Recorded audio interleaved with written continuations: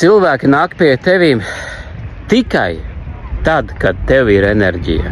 Klienti plūst pie tevis tikai tad, kad tev ir enerģija. Tas nozīmē, ka nauda parādās tev un nāk tavā virzienā tikai tev. Tad, kad tu esi ieslēdzis sevī pareizo enerģiju.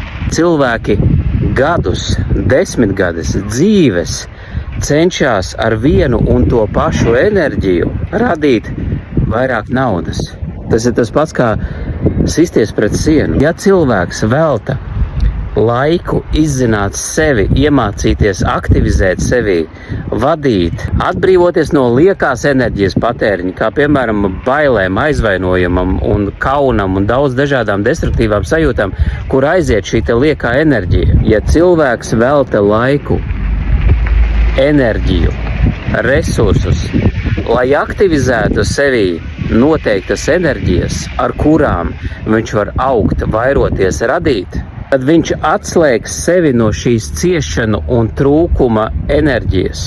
To var izdarīt ļoti īsā laikā. Pretēji tam 95% izvēlas caur ciešanām radīt ciešanus gan šodien, gan rītā, gan parīt. Tā ir jūsu izvēle būt ciešanās vai būt šajā radošajā enerģijā.